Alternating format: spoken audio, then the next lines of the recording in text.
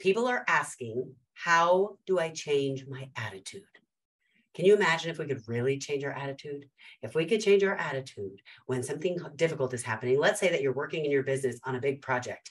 You're excited because you're launching your business to go to the next level. All of these things have to fall in place. You're working with lots of different groups, lots of different apps, lots of maybe different partners. You're collaborating and things are not happening the way you want them to happen. And it is frustrating. It's stressful. You have people to pay. You're paying out a lot of money to make these things happen. Well, how do you just change your attitude? Because you can't necessarily change the circumstance. Sometimes you can change your circumstances, but sometimes you can't. You're in a situation and you've got to deal with it the way it is. So how do you change your attitude? Here's what's interesting. Your attitude is not going to change just because you try really hard to change your attitude. There are hundreds, thousands of books written on mindset and attitude and mastering this skill. And guess what? They're teaching you how to change your attitude, but it's not about attitude. It's actually about perspective, because you can work day after day, month after month, year after year, trying to change your attitude and working hard to, try to be happier, try to be more positive, try not to get so mad about certain things or get mad at your kids. And guess what? You are going to have a very slow process to get success and to reach those goals. But if you can change your perspective, then all of a sudden, everything changes almost immediately. So what exactly is perspective? We all speak English, well, except for those of you who are watching with the subtitles in a different language. I get that. But if we're all speaking the same language, we might think we speak the same language, but the reality is we all are using a different dictionary. So when I say I'm angry, that might mean something completely different to you. If you say I'm angry, that might mean you better look out because you are on the rampage. And if I'm angry, maybe the people who know me know that means, okay, now we better get serious. This is not scary. It's just, okay, no more funny business. We are getting serious and we're going to get this done. So it depends on what your definition is. So let's talk about what perspective actually means. Perspective is simply the way you see things. You see things a certain way, and that is your point of view. That becomes your reality. That's what you believe. It's kind of like standpoint. That's a phrase that people use. What it used to mean is that was the physical place that you were standing in. You are standing right here. That's your standpoint. Well, now the meaning of that has changed. And what it means is the way you see things based on your personality, based on who you are, based on the experiences you've had.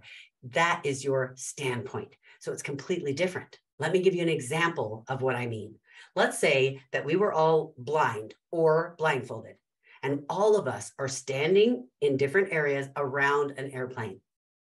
Our perspective is going to be completely different. If I didn't tell you what it was, and I had you describe what it was that was in your area of perspective, you are each going to say something completely different.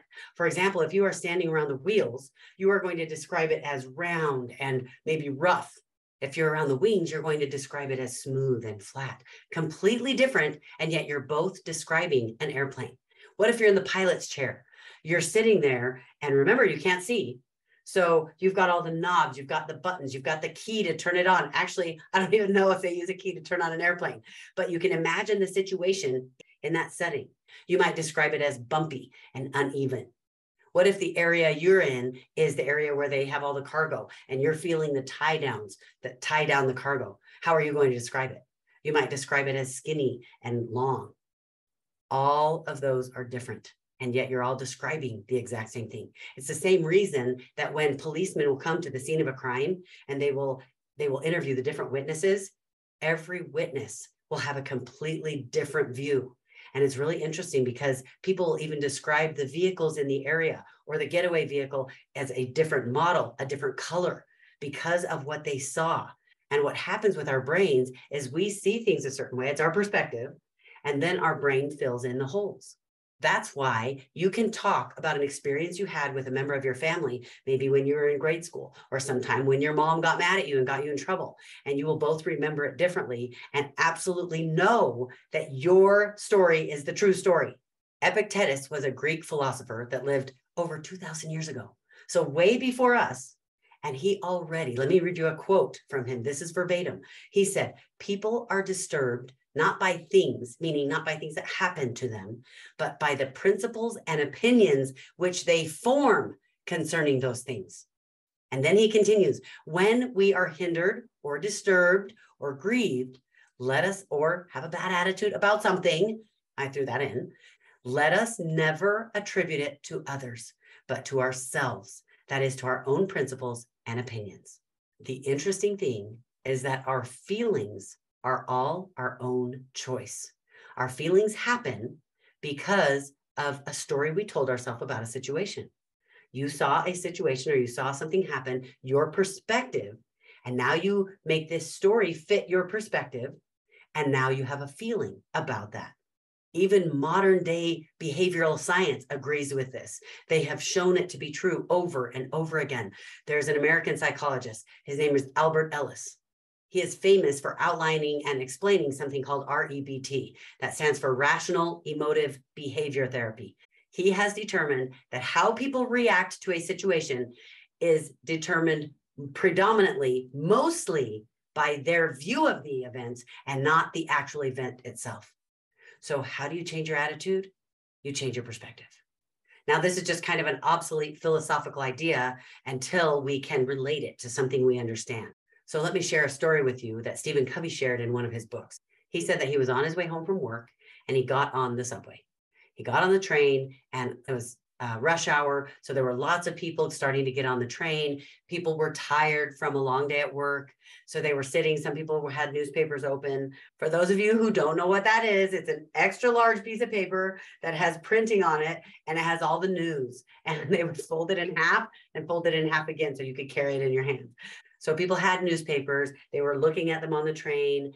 Some people were reading, some people just leaned back with their eyes closed, some people were listening to their earpods, and the train stopped at this station and the doors opened and a gentleman came on with several children. So he comes on and he seems very tired. He seems kind of like he's just weary, and he sits down in the chair and his children start running around the train car. And he just sits there. He doesn't do anything. And so the people that are watching, it's a little bit frustrating, or they start to notice. And then the kids get more out of control. They start running around more. And then they get to the point where they start pulling newspapers out of people's hands, like grabbing things and throwing them out of control. Not okay behavior.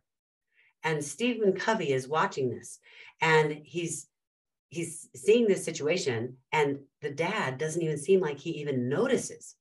So Stephen Covey goes up to the dad and he says, hey, and I'm thinking, you could not have done this more kindly. Like, what could possibly be wrong with the way that you handled this? Because it was so perfect.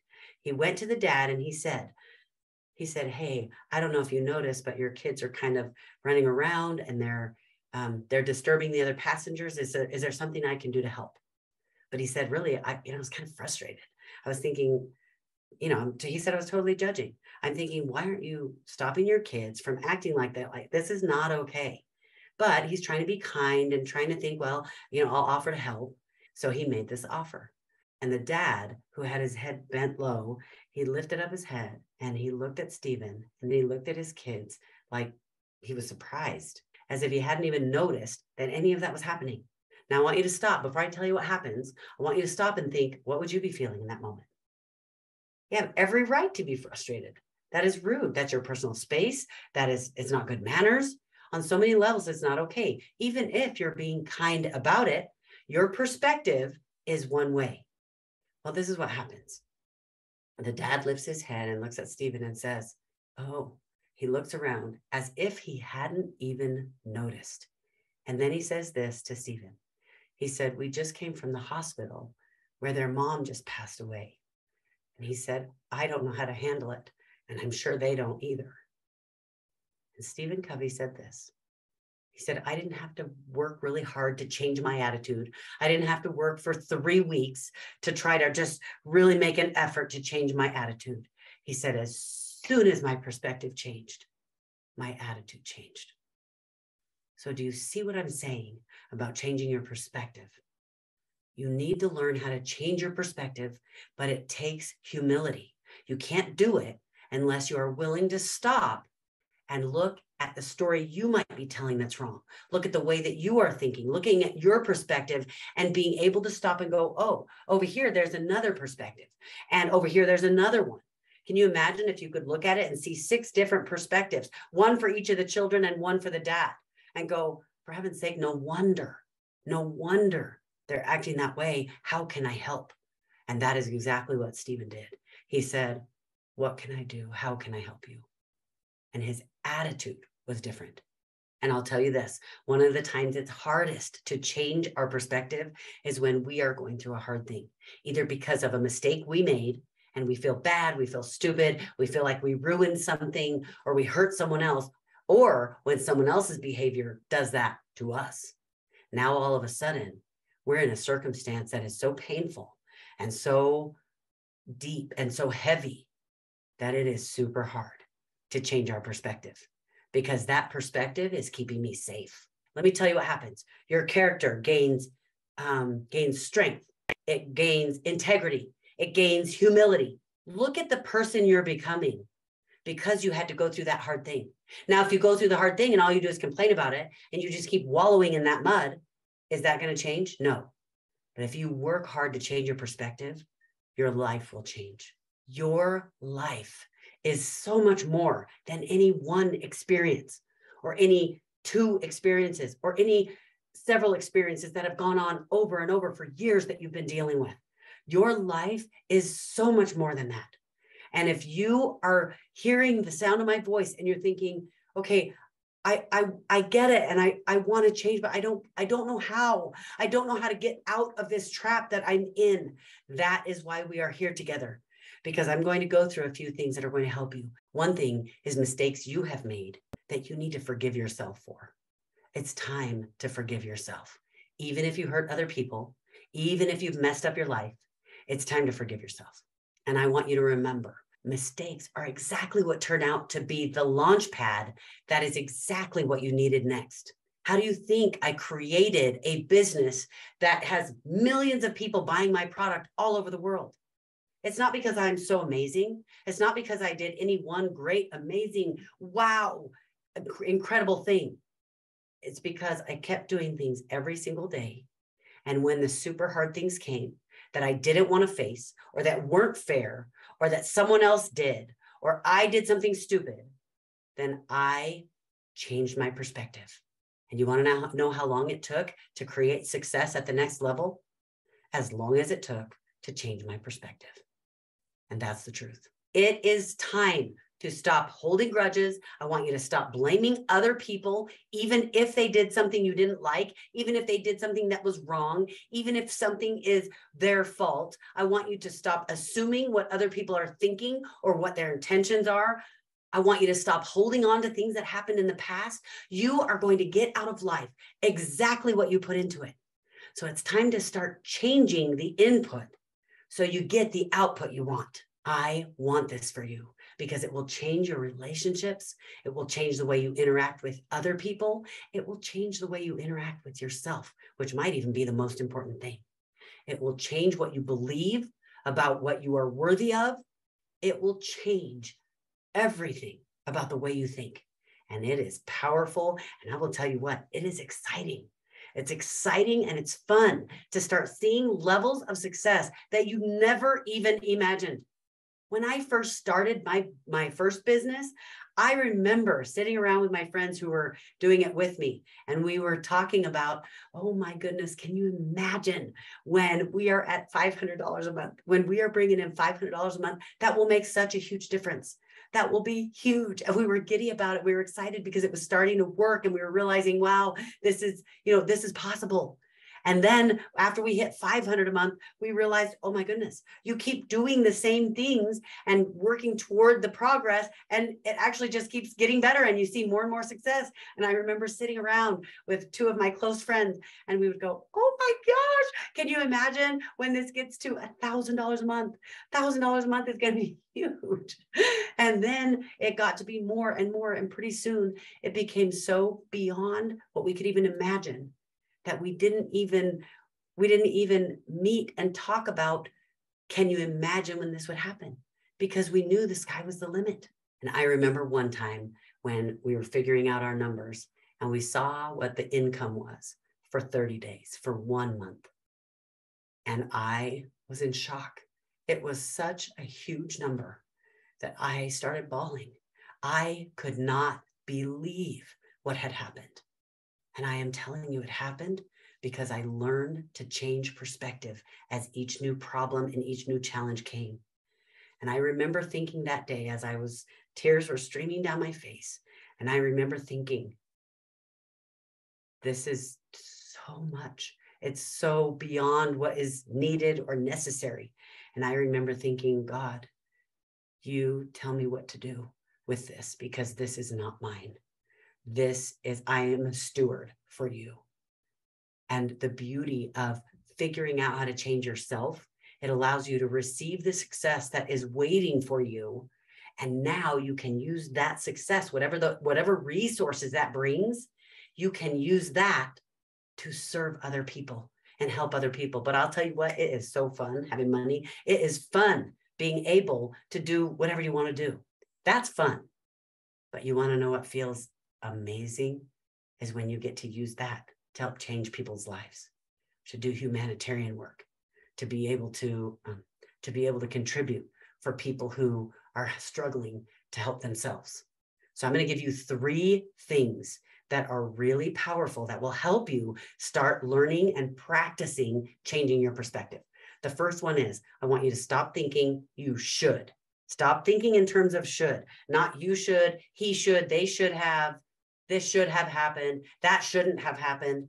I want you to stop thinking that. And every time you catch yourself thinking that, you just catch yourself and go, oh, I'm doing that thing again.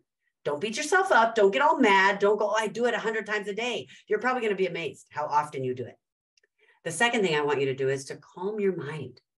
Because when you will calm your mind, whether you have to do breathing or pray or meditate, calm your mind, go in a room by yourself, take some time for you, whatever you need to do. When you calm your mind, what happens is this leaves room for a change of state for your whole being. And when you leave room for a change of state, this is Oprah Winfrey calls this an opportunity for your next right move. When you're so in the mud and in the dirt of the grossness that you've been living and what you've been thinking and believing, then what happens is you don't have room. There's no room for a change. There's no room for a change of state. There's no room for a change of perspective. I love how she calls it. Now it's the opportunity for your next right move. And the third thing I want you to do is I want you to reframe your trial or the thing that's causing you pain or the thing that you're struggling with. And I want you to, instead of calling it a trial or a struggle or this horrible thing that's happening to me, I want you to call it growing pains. That's what it is. It's growing pains. And I'm going to end by sharing one last way for you to look at this. I want you to think of the thing you've done that you are the most proud of, something that you just think, wow, like I did that. It might be a marathon. It might be that you cooked a whole meal by yourself. I don't care what it is, but I want you to think of something that was your most proud moment, your entire life so far.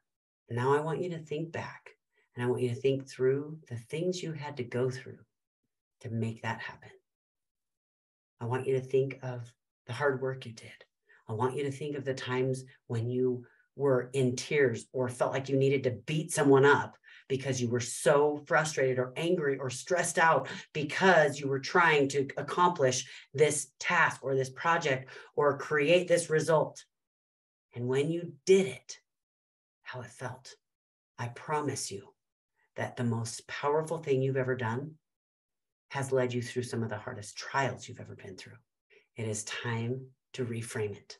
And I want you to remember, don't just think different, be different.